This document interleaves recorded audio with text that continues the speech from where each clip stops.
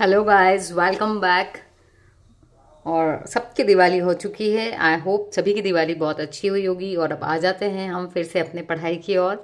तो चलिए फटाफट से शुरू करते हैं पढ़ाई का दौर। और यह है इंदौर।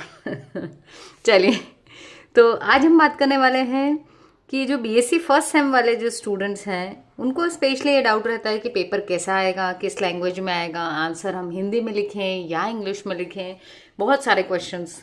तो आज की ये वीडियो एग्जाम से रिलेटेड आपके बहुत सारे क्वेश्चंस को सॉल्व कर देगी।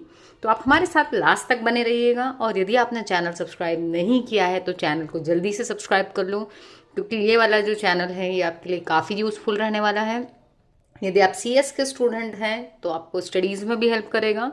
और यदि आप किसी दूसरे सब्जेक्ट से हैं तो आपको कॉलेज से रिलेटेड इन्फॉर्मेशन तो डेफिनेटली यहाँ पर मिलेगी और ऑथेंटिकेटेड इन्फॉर्मेशन यहाँ मिलेगी। तो जल्दी से सब्सक्राइब करो, एक बार चेक करो सब्सक्राइब किया या नहीं। और दोस्तों के साथ भी आपको इसको ज़रूर शेयर करना है। तो चलिए हम फटाफट से बात करते हैं। देखो, सबसे पहले तो यहाँ पर ये देखें हम कि ये जो भी क्वेश्चंस आते हैं यहाँ पर ये आपके दोनों लैंग्वेज में आते हैं, हिंदी में भी और इंग्लिश में भी आते हैं। जैसे ये हमारा एक पुराना पेपर ले रखा है हमने, ये फर्स्ट सेम वालों का था, ये मेन और एटीकेटी एग्ज़ाम का था। ठीक है, तो जो नॉर्मल जो आपकी मेन एग्ज़ाम होगी उसका भी ऐसे ही आएगा। तो यहाँ पर आपका जो क्वेश्चन है ये दिया है, उसका हिंदी वर्जन भी है। अब क्योंकि ऑब्जेक्टिव जो थे वो नंबर्स में थे इसलिए ये हिंदी में नहीं लिखें। यदि हम बात करें यहाँ पर तो आपके पास में जो दूसरा आंसर्स होंगे तो वो आपको मिल सकते हैं किसमें, यहाँ पर ये देखिए सब कुछ इंग्लिश में दिया हुआ है। अपने पेपर की अगर मैं बात करूँ तो पेपर है आपका 3 सेक्शन में सब डिवाइडेड है। ये है सेक्शन ए। इस सेक्शन में 1 नंबर के 5 क्वेश्चन आएंगे। देखो 4 तो ये रहे आपके पास में और 5वां क्वेश्चन ये। ठीक है, उसके बाद आता है सेक्शन बी। इसमें हर क्वेश्चन जो है वो 7 नंबर का होता है। और आपको टोटल देखो कितने क्वेश्चंस मिल रहे हैं, 8 क्वेश्चंस मिल रहे हैं आपको। बट आपको इन 8 में से कोई से 5 क्वेश्चन करना है, एनी 5। अब क्योंकि जो है क्वेश्चन आपको दोनों भाषा में दिख रहा है, हिंदी में भी और इंग्लिश में भी, तो इस कारण से जो आपका आंसर होगा वो भी आपका हिंदी या इंग्लिश किसी में भी हो सकता है। ठीक है, अब मुझसे ये मत पूछना कि भाई हम हिंदी में लिखें तो कुछ कुछ इंग्लिश में भी लिख दें आंसर। तो ऑब्वियसली कुछ टर्म्स ऐसी हैं जो इंग्लिश में ही हैं, यदि तो आप उनको इंग्लिश में ही लिखोगे। ठीक है, तो आप हिंदी में भी लिख सकते हो या फिर इंग्लिश में भी लिख सकते हो। ठीक है, उसके बाद में हम यहाँ पर आ जाएं तो ये है आपका सी सेक्शन, जिसमें आपको 4 क्वेश्चंस दिए हुए मिलेंगे।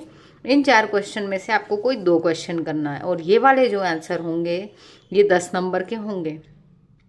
ठीक है, तो ये 10 नंबर वाले, ये 7 नंबर वाले और ये 5 नंबर का, एक नंबर का एक क्वेश्चन। तो ओवरऑल यदि हम बात करें तो आपका जो पेपर होने वाला है वो होगा आपका 60 मार्क्स का। ठीक है, 60 मार्क्स का आपका पेपर होगा। और यहाँ पर यदि हम बात करें टाइमिंग की तो टाइम आपको मिलेंगे 3 आवर्स। और अब इसमें यदि पासिंग मार्क्स की मैं बात करूं तो पासिंग मार्क्स क्योंकि पहले होता था 33%, बट जब से जो आपकी नई एजुकेशन पॉलिसी आई है तब से आपके पासिंग मार्क्स हो चुके हैं 35%।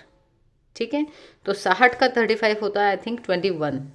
तो आपको इसमें 21 नंबर लाना ज़रूरी है सेफ साइड रहने के लिए। इसके साथ ही आप हर सब्जेक्ट का सीसी भी दोगे तो वो 40 नंबर की होगी उसकी मार्किंग। 60 नंबर की मार्किंग आपको थ्योरी एग्ज़ाम से होगी। उसके अलावा यदि हम बात करें तो आपके 100 नंबर का प्रैक्टिकल होगा, उस पर भी मैंने वीडियो बना रखी है। यदि आपको कोई डाउट हो प्रैक्टिकल से रिलेटेड तो आप उस वीडियो को ज़रूर से चेक कीजिएगा। ठीक है, तो यहाँ पर आपको ये बिल्कुल कंफ्यूज नहीं होना है कि भाई हम हिंदी मीडियम वाले हैं हमारा पेपर दूसरा आएगा या क्या होगा। नहीं, सबका पेपर सेम आएगा और आप जिस मीडियम के हो आप उसमें आंसर लिखोगे। यदि आप इंग्लिश मीडियम के भी हो बट आपको ऐसा लगता है कि भाई मैं हिंदी में ज़्यादा अच्छा लिख सकता हूँ तो आप हिंदी में लिख सकते हैं। बट कोशिश तो आपको यही करनी चाहिए कि आप इंग्लिश में ही लिखें यदि आप इंग्लिश मीडियम से हैं। ठीक है, सो आई होप ये वीडियो आप सभी के लिए हेल्पफुल रहेगी। और यहाँ पर आप इस क्वेश्चन पेपर को भी देख लो ताकि एग्ज़ाम्स जो हैं आप जब प्रिपेयर करेंगे अब एग्ज़ाम के लिए तो उसमें भी आप देख लें कि आपको किस तरीके के क्वेश्चंस आते हैं। ठीक है, so thank you so much for watching. मुझे लगता है ये वीडियो आपको पसंद आई होगी तो आप इसको लाइक ज़रूर करें, शेयर भी करें और कमेंट करके भी बताएं कि क्या ये वीडियो आपके लिए हेल्पफुल रही है और इस तरीके की वीडियोस हम और लेकर आएँ। So thank you so much for watching. मिलते हैं अपनी नेक्स्ट वीडियो में।